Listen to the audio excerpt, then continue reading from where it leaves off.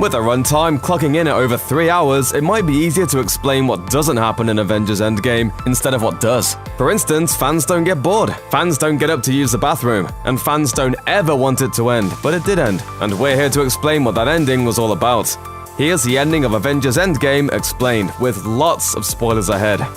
After returning from their various missions to different past moments from the history of the Marvel Cinematic Universe, the Avengers grouped back up with the 6 Infinity Stones in tow. But Black Widow was missing, as she sacrificed herself to retrieve the Soul Stone. It all goes down in a scene that mirrored the death of Gamora in Avengers Infinity War. The new and improved Professor Hulk, who has the combined might of the Hulk with the intellect of Bruce Banner, used the recreated Infinity Gauntlet to reverse Thanos' snap, bringing back all the people who were erased from existence in Avengers Infinity War. But though he tried, he couldn't return Natasha to life. It may seem weird that a guy with an all-powerful wishing glove still couldn't undo this one major death, but Black Widow's absence at the end of the film proves that the Infinity Stones aren't quite as infinite as their name would suggest. Of course, that doesn't mean our heroes can't find a way to pluck her out of the past and send her back to the future!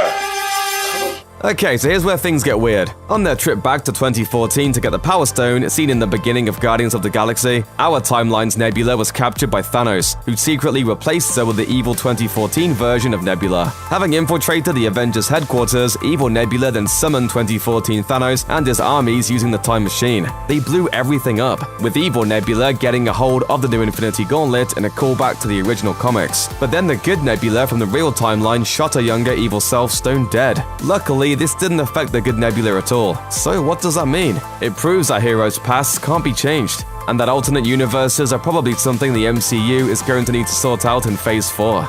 With the Infinity Gauntlet once again in play, the Avengers fought Thanos to a standstill, including an absolutely epic sequence where Captain America gained the powers of Thor by wielding the mystic hammer Mjolnir to deliver a massive whooping, something which was first teased way back in Avengers Age of Ultron. Still, Thanos eventually called in the cavalry, by which we mean the intergalactic horde of creeps we saw back in Avengers Infinity War. Luckily, the Hulk's reverse snap had also restored all the dusted heroes from Avengers Infinity War, just as Captain America was about to face the armies of Thanos alone, again echoing a classic moment from the comics. All the dead heroes arrived via Doctor Strange's magic portals in a scene reminiscent of the end of Ready Player One, only better. Plus, the arrival of all the heroes allowed Captain America to finally deliver the team's signature catchphrase from the comics, Avengers Assemble, something fans have been waiting for the last decade, especially after Marvel did a freak-out tease at the end of Age of Ultron.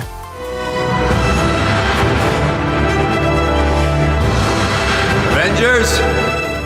In the end, you knew it had to come down to Tony Stark versus Thanos for the fate of the universe. After all, the showdown had been teased way back in Avengers Age of Ultron, and luckily Tony was clued in to his big chance because Doctor Strange was there to give him the finger. No, not that finger. Just an index finger to note that this was the one chance in 14 million for victory that he had foreseen in Avengers Infinity War. Stark didn't disappoint, taking the Infinity Stones from Thanos and using it to snap the big purple meanie out of existence along with all his minions. We learned in Guardians of the Galaxy that mere mortals cannot harness the power of the Infinity Stones though. Fulfilling that cosmic promise, the strain was too much for Tony. He died a hero and was given a hero's funeral attended by everyone who was anyone, including Nick Fury and even that kid from Iron Man 3. As for why it had to be Tony who saved the day and bit the dust, well, he's the guy who started the whole MCU back with the first Iron Man movie. He's been the heart and soul of the franchise, and without Tony making the ultimate sacrifice to save the universe, it just wouldn't feel right. He may be gone, but he will never be forgotten. I am Iron Man.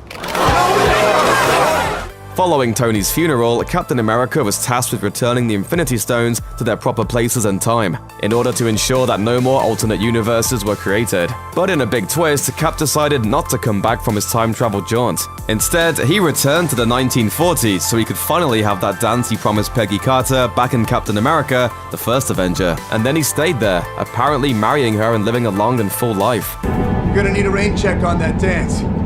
A week next Saturday at the Stork Club. So Steve Rogers at least got a happy ending, and so did his buddy Sam Wilson, aka the Falcon. Not only was he brought back to life, but an old Steve Rogers, still spry at well over 100, turned up to present Sam with this indestructible shield and the charge to carry on as the new Captain America, a development that also took place in the comics several years ago.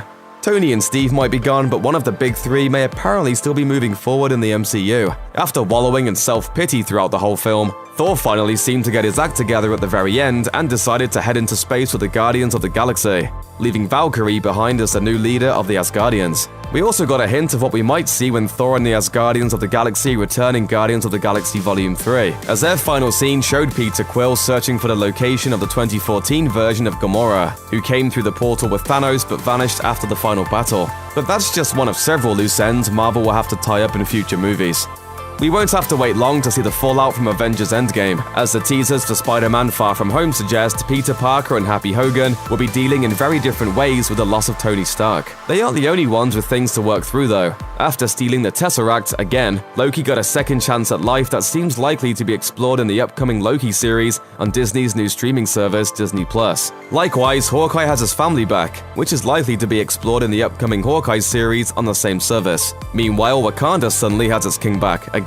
That's probably one king too many though, because whoever's been running the show for the last 5 years into T'Challa's absence, M'Baku maybe, might not want to just hand the throne back over. And then there's Black Widow, who has a solo film in development, even though she's dead. Will the heroes rebuild a time machine to bring her back? Will the film be a prequel? Will we find out she was a life model decoy this whole time? So many possibilities. All told, the Avengers saved a lot of lives and won the day. But that was the easy part. Picking up the pieces is likely to be the hard part, and we can't wait for Phase 4 to begin so we can see just how they do it. Check out one of our newest videos right here. Plus, even more Looper videos about your favorite Marvel movies are coming soon. Subscribe to our YouTube channel and hit the bell so you don't miss a single one.